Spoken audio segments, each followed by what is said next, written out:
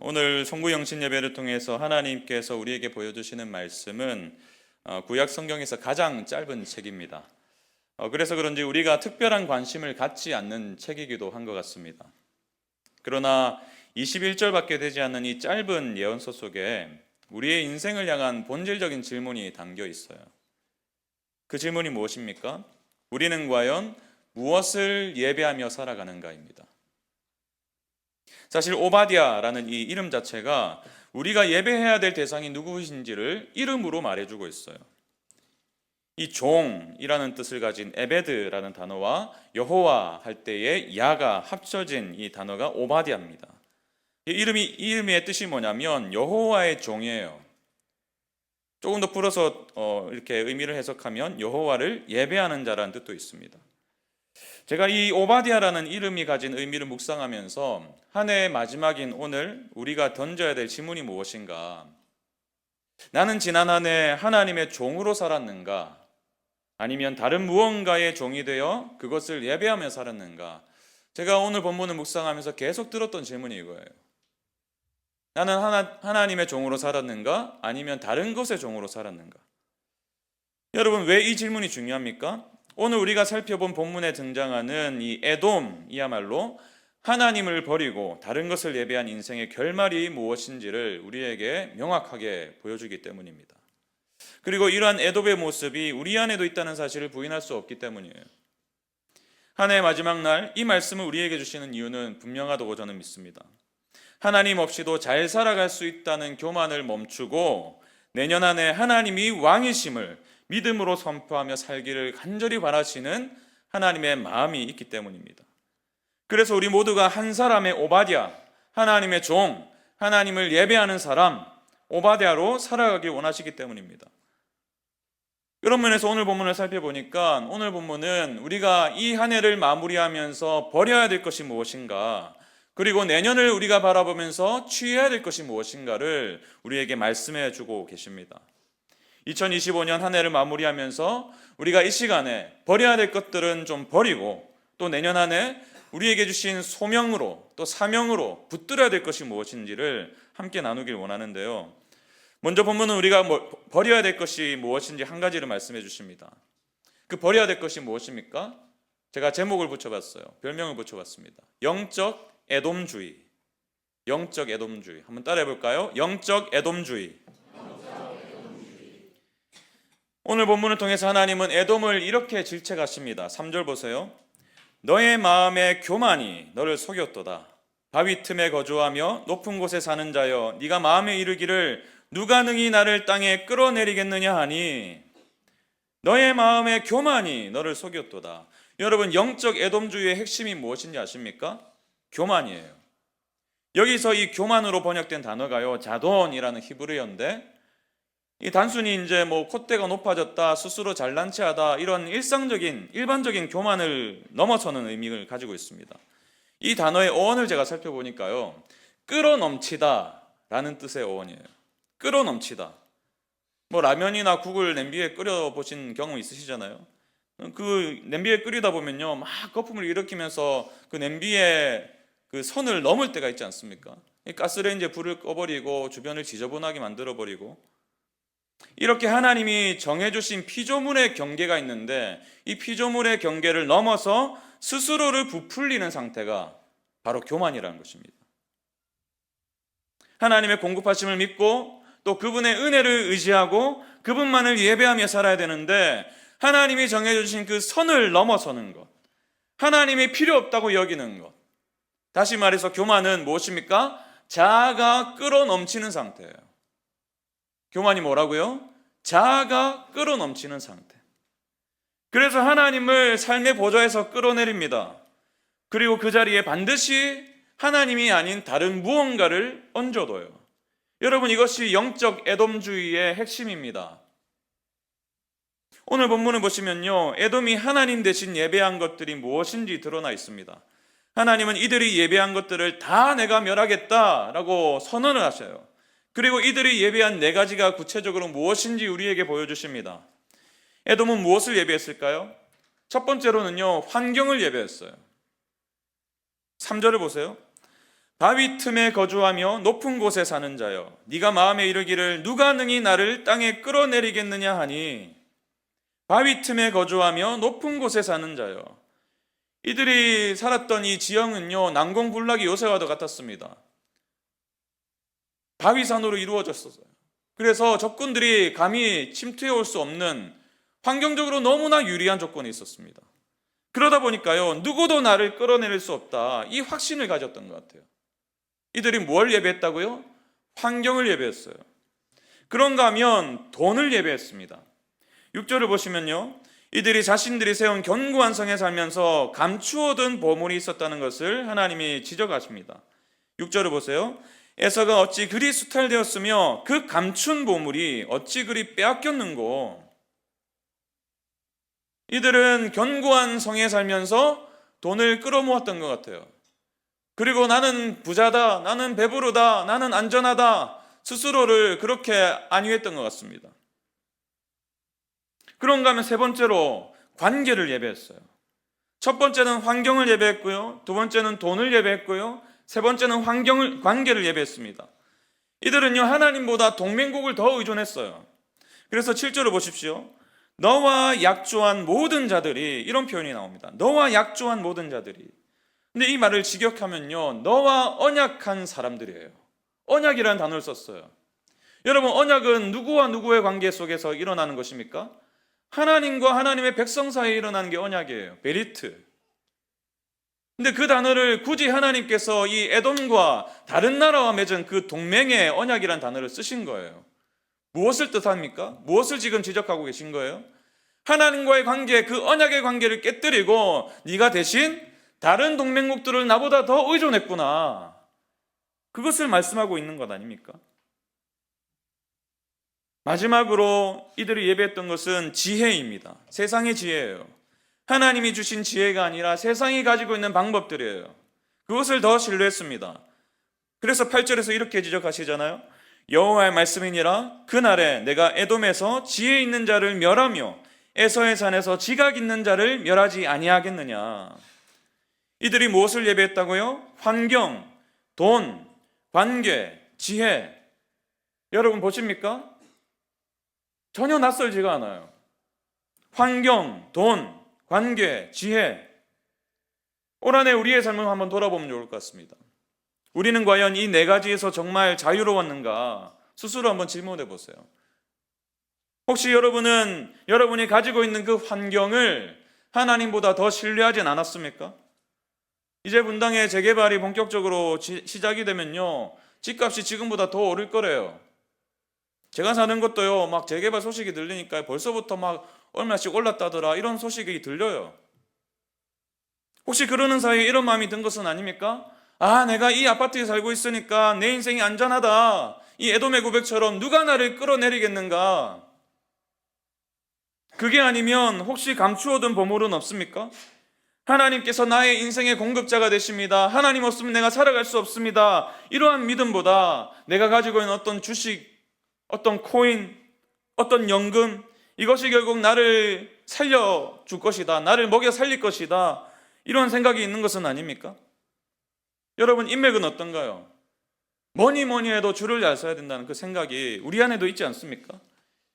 예전에 제가 봤던 한 영화의 대사처럼 내가 너 서장이랑 밥도 먹고 사우나도 가고 다 했어. 우리 마음에도 이런 마음이 있는 것 아닙니까? 아, 내가 저 사람이랑 잘 알아. 그러니까 나는 뭐 승승장구할 거야. 내가 급할 때 저 사람이 연락하면 나를 도와줄 거야. 그런 유력한 지인이 하나님이 된 것은 아닙니까? 나를 이끌어줄 수 있는 학연과 지연, 내가 저 사람 라인만 잘 타면은 승진은 문제없어, 이런 생각들. 하나님 앞에 엎드려서 하나님의 언약이, 나를 향한 언약이 절대로 변하지 않습니다 라는 믿음으로 살아야 되는데, 사람들에게 잘 보이면서 믿음의 사람이 아니라 인맥의 사람이 되려고 하는 것은 아닙니까? 여러분, 이 모든 것들이 사실 결국에는 지혜로 연결돼요. 세상의 지혜. 하나님의 말씀은 뒤로 하고 전문가들의 귀에 더 귀를 기울이고 내 계산을 의지하고 내 판단을 의지하고 이게 더 계산에 맞고 이게 더 합리적이야 라고 말하면서 하나님의 뜻과 진짜 지혜보다 세상의 지혜, 또 나의 상식에 인생의 방향을 맞추고 있는 것은 아닙니까? 여러분, 근데 더 큰 문제가 있어요. 이러한 교만은요, 우리의 눈에 그렇게 쉽게 드러나지 않는다는 거예요. 교만은 결국 행동과 태도로 드러나기 마련이지만 그 출발은 항상 마음에 있습니다. 여러분의 마음이 있어요. 그래서 스스로도 속아요. 하나님을 예배하며 살아가고 있다고 생각하고 있지만 실상은 우리의 마음은 다른 것을 예배할 수도 있다는 것입니다. 그래서 하나님도 에돔을 향해서 네가 교만한 행동을 했구나 라고 질책하신 게 아니라 너의 마음의 교만이 너를 속였도다 라고 말씀하시는 거예요. 여러분, 이런 면에서 우리가 얼마나 사실 신앙생활하면서 때로는 고상한 척하며 살아갔나 몰라요. 저부터 그런 것 같습니다. 속으로는 하나님이 아니라 다른 것들을 더 많이 생각하고 결국 하나님 대신 그것을 예배하며 살아가지만 이런 마음과 생각을 입 밖으로 내지 않습니다. 여러분, 우리 중에 누가 교회 지체들에게 이렇게 말을 하겠어요? 다락방하면서 누가 이런 말을 쉽게 할 수 있겠습니까? 제 인생은 제 것입니다. 하나님 왜 필요해요? 교회 생활은 그냥 교양으로 하는 거죠. 누가 이런 말씀을 과연 하실까요? 이런 말을 하시는 분이 계시면 꼭 저에게 연락 주시기 바랍니다. 제가 내일이라도 신방하겠습니다. 제가 설교하면서요, 여러분들의 표정을 가만히 들여다보면요, 때로는 질문이 생겨요. 궁금할 때가 있습니다. 지금 이 말씀 들으면서 무슨 생각을 하고 계실까? 진짜 궁금해요. 저는 몰라요, 사실. 제가 무슨 관심법을 하는 사람도 아니고 저는 잘 몰라요. 여러분의 지금 어떤 생각하고 계신지, 어떤 마음을 품고 평소에 살아가고 계신지. 겉으로 보면 다 신앙이 좋으신 것 같으세요. 다 믿음의 사람인 것 같으세요. 저는 그렇게 믿어요, 또. 근데 하나님은 아세요. 여러분의 마음은요, 여러분도 알 뿐만 아니라 하나님도 아십니다. 한 해 동안 정말 우리가 돌아봐야 될 지점이 바로 여기에 있어요. 우리의 마음은 하나님과 우리만 알아요. 스스로만 알아요. 여러분은 정말 올 한 해 이 교만의 덫에 빠지지 않았습니까? 정말 하나님을 사랑하셨나요? 정말 그분을 예배하며 그분만을 위한 예배자로 살아오셨습니까? 여러분, 하나님을 예배한다는 것의 핵심은 이것입니다. 하나님을 내 인생의 주인으로 시인하고 또 실제로 주인으로 모시며 살아가는 삶. 그분이 내 인생의 왕이시기 때문에 다른 것과 하나님의 자리를 바꾸지 않겠다는 그 믿음. 여러분, 이것이 하나님을 예배하는 자의 진정한 태도이자 모습 아니겠습니까? 오늘 설교의 제목처럼 주님만이 왕이십니다. 매일매일 믿음으로 선포하며 살아가는 삶. 제가 설교를 준비하면서요, 김한원 교수님이란 분이 계십니다. 이분의 글을 우연히 보게 되었어요. 마태복음은요, 예수님을 부르는 호칭에 굉장히 각별하게 신경을 썼습니다. 그 호칭을 통해서 예수님을 어떻게 부르냐를 통해서 그 인물의 어떤 신앙의 평가를 내리고 있어요. 11 제자는요, 예수님을 어떻게 불렀는지 아십니까? 퀴리오스, 주라고 불렀어요. 근데 유다는요, 가룟 유다는 끝까지 어떻게 불렀는지 아세요? 랍비여 이렇게 불렀습니다. 선생이여 이렇게 불렀어요.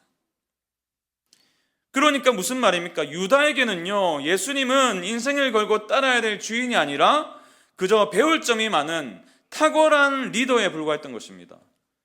이 지점이 바로 유다의 비극이었어요. 여러분, 유다가 진짜 나쁜 사람이라서, 정말 악한 사람이라서 예수님을 팔아넘긴 게 아니에요. 그의 배신은 결국 예수님과 끝까지 적당한 거리를 둔 것이 원인이었습니다. 그래서 그는 예수님을 팔아넘기는 순간에도 이렇게 인사했어요. 마태복음 26장 49절 보세요. 곧 예수께 나와 랍비여 안녕하시옵니까 하고 입을 맞추니, 겟세마네에서 예수님을 넘길 때조차도 주여라고 부르지 않았어요. 랍비여. 무엇을 말하는 것입니까? 유다는 예수님을 존경했어요. 그래서 따라갔습니다. 그러나 한 번도 자신을 그분 앞에서 굴복시킨 적이 없어요. 한 번도 없습니다. 예수님을 따랐지만 단 한 번도 그분의 종으로 살아간 적이 없습니다. 그러면서 이 교수님이 이렇게 말씀하세요. 예수를 위대한 스승으로 존경하는 태도, 위인전을 읽을 때는 훌륭한 자세다. 하지만 신앙의 영역에서 존경은 종종 굴복하지 않음을 포장하는 가장 세련된 핑계가 된다. 유다는 예수를 존경했지만 결코 굴복하지 않았다. 악은 바로 그 존경하지만 굴복하지 않는 미세한 틈새를 파고든다. 이 마지막 문장 보세요. 악은 바로 그 존경하지만 굴복하지 않는 미세한 틈새를 파고든다. 여러분, 종곡을 찌르는 말 아닙니까? 이분의 말씀처럼 예수님이 단순히 선생이라면 우리는 그분을 평가할 자격을 갖추게 되는 거예요. 요즘에 대학생들, 교수님들 다 강의 평가하잖아요. 학기 마치면. 예수님이 선생이라면 평가할 자격을 얻습니다. 아, 이 말씀은 내가 납득이 돼. 오케이, 괜찮아. 아, 근데 이건 좀 부담스러운데? 이 말씀은 좀 치워둬야겠어. 그러나 여러분, 그분이 진짜 주님이시라면, 그분이 진짜 주라면, 진짜 퀴리오스라면, 진짜 왕이라면 거기에는요, 우리의 채점표가 들어설 자리가 없습니다. 그분 앞에서는 오직 납작 엎드림만 있을 뿐이에요.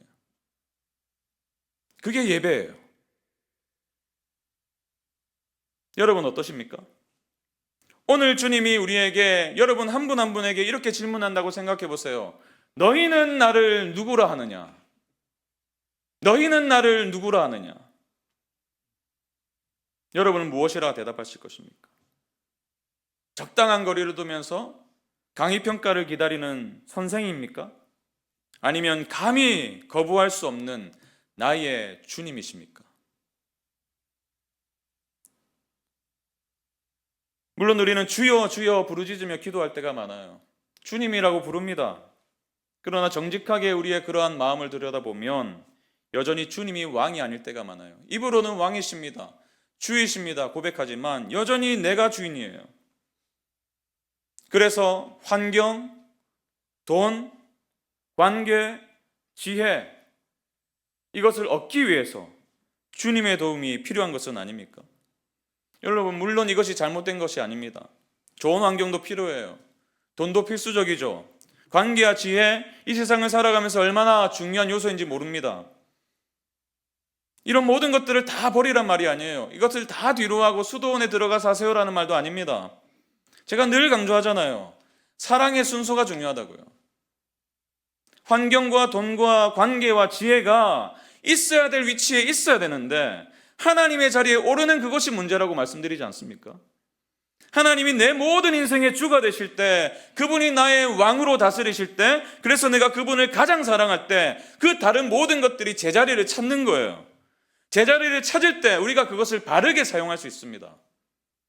그것이 하나님이 되는 것이 아니라 하나님의 영광을 위한 도구가 되는 거예요. 또 그렇게 자리를 바로잡을 때 우리의 환경이 좀 불편하더라도, 돈이 좀 부족하더라도, 인맥이 없더라도, 정보가 부족하더라도 하나님으로 인해 기뻐할 수 있는 거예요. 여러분 기억하십시오. 하나님을 가장 기뻐할 때 우리가 가장 만족할 수 있습니다. 아멘이십니까? 다른 말로 하나님의 주되심, 하나님의 주권을 인정할 때 비로소 우리의 삶에 진정한 안식이 찾아오는 거예요. 하나님이 아닌 다른 모든 것들은 가짜 하나님에 불과합니다. 가짜 신이에요. 에돔이 예배한 환경과 돈과 관계와 지혜는요, 결국 그들에게 아무것도 주지 못했습니다. 다 사라져버렸어요. 에돔은 결국 멸망당했습니다. 그러나 하나님은 영원하세요. 하나님이 만국을 다스리십니다. 오늘 본문 마지막 절을 보세요. 21절입니다. 구원받은 자들이 시온산에 올라와서 에서의 산을 심판하리니 나라가 여호와께 속하리라. 나라가 여호와께 속하리라. 이 나라라는 단어는요, 단순히 영토, 국경 이런 것을 말하는 게 아니에요. 통치권이에요. 왕권. 무슨 말이죠? 에돔의 교만을 뒤로하고 우리가 2026년 한 해 마음에 품고 살아야 될 핵심이 뭐라고 말씀하시는 거죠? 주권 이양이에요. 모든 것이 하나님께 속했다. 모든 만물을 하나님이 다스리신다. 내 인생도, 우리의 가정도, 이 나라도, 열방도 주님이 주님이시다. 주권 이양. 여러분, 이것이 성경은 하나님을 향한 예배라고 말씀합니다. 시편 145편 1절 보세요. 같이 읽겠습니다. 시작. 왕이신 나의 하나님이여 내가 주를 높이고 영원히 주의 이름을 송축하리이다. 할렐루야. 왕이신 나의 하나님. 이 짧은 고백에 어떤 의미가 담겨 있습니까?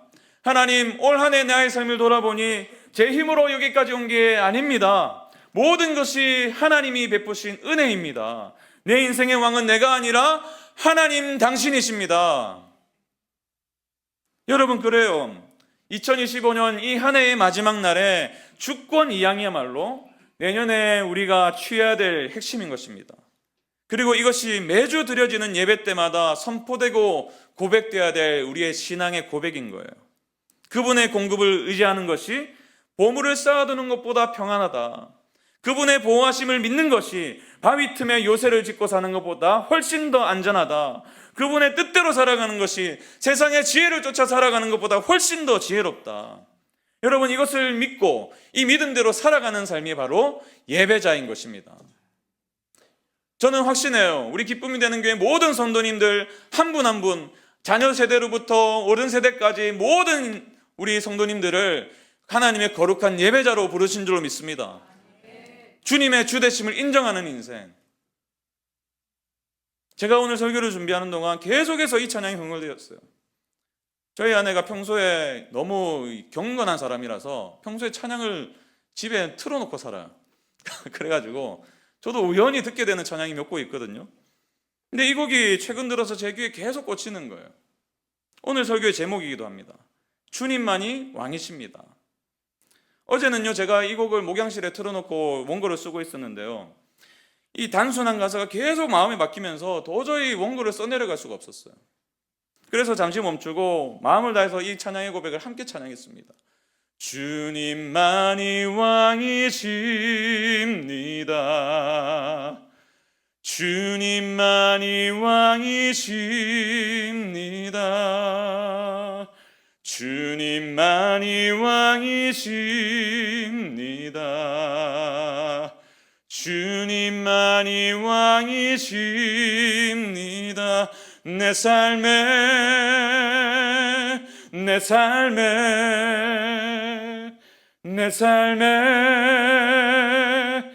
삶에 주님만이 왕이십니다. 그러면서 갑자기 눈물이 확 쏟아지는 거예요.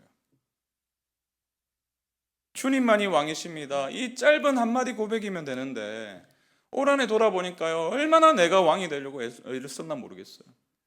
얼마나 내가 이 교회가 내 것이냐 그렇게 애를 쓰고 발버둥 치고 순간순간 주님의 주되심을 인정하지 못하고 내가 앞서서 행동하려고 하고, 그러면서 이런 기도가 터져 나오더라고요. 주님, 그렇습니다. 내년 한 해 하나님께서 한 해 더 사역하라고 저에게 허락하신다면 이 진리 전짜 붙들고 살고 싶습니다. 주님만이 왕이십니다. 내 삶에, 우리의 가정에, 우리 교회에, 이 나라에, 온 열방에 주님만이 왕이십니다. 이렇게 고백하고 나니까요, 말할 수 없는 평안을 주시더라고요. 마치 이렇게 말씀하시는 것 같았어요. 그래, 너의 인생의 왕은 나야. 너의 인생의 주인도 나다. 기쁨이 되는 교회 주인도 나다. 그러니 좀 내려놓거라. 저는 한 해의 마지막 날 어떤 본문을 주실지 기대하면서 기도하며 지난 몇 주간을 보내왔습니다. 여러 가지 본문이 떠올랐어요. 근데 최종적으로 오늘 큐티 본문인 오바댜로 결정하게 되었습니다. 제 마음에 이 확신을 주셨기 때문이에요. 한 해 동안 우리 교회가 큐티 본문을 주일 예배 때마다 나누면서 또 다락방에 나누면서 우리 공동체 가운데 큐티 본문으로 말씀하셨다면 마지막 날도 그러실 거라는 믿음이 확 들더라고요. 그러나 사실 이 오바댜의 말씀이 쉽지 않은 내용이에요. 또 위로와 격려보다는 책망의 말씀이 주로 이루고 있습니다. 그래서 망설여졌어요. 한 해 마지막 날인데 좀 위로해드리고 싶고 좀 애를 쓰셨다고 격려도 해드리고 싶은데 망설여지더라고요. 근데 그 순간 이런 마음이 들었어요. 진짜 위로가 무엇인가? 진정한 위로는 이런저런 격려하고 축하하고 위로하고 이런 말들보다는 진짜 위로는 우리의 마음이 하나님께로 돌이키는 것, 거기서부터 시작되는 게 진짜 외로겠구나. 올 한 해 우리가 하나님을 예배하기보다 내가 가진 것들, 환경, 돈, 관계, 지혜를 더욱 사랑하고 예배했다면 오늘의 마지막 날인 오늘 우리의 방향을 돌이키길 바랍니다. 2026년에는 이 믿음으로 여러분의 삶을 주님께 맡겨드리세요. 주님만이 왕이십니다. 이 고백이 입술에만 머물지 않고 삶의 구체적인 현장에서 드러나게 하실 줄로 믿습니다. 가정의 문제, 자녀의 진로 문제, 직장의 위기, 앞이 보이지 않는 미래 앞에서도 내가 해결하기 애를 쓰기보다 주님의 통치하심을 먼저 구하시길 바랍니다. 에돔이 만든 바위 틈을 찾아 헤매지 마세요. 나의 계획보다 하나님의 계획이 더 완전함을 신뢰하시기 바랍니다. 우리가 하나님의 주권을 인정하고 그분의 통치 아래로 들어갈 때에 우리의 삶은 자연스럽게 회복될 줄로 믿습니다. 그래서 우리 모두가 오늘 2026년 한 해 우리에게 주신 말씀처럼 영과 진리로 하나님을 예배하는 예배자로 한 분 한 분이 서시기를 간절히 축원합니다.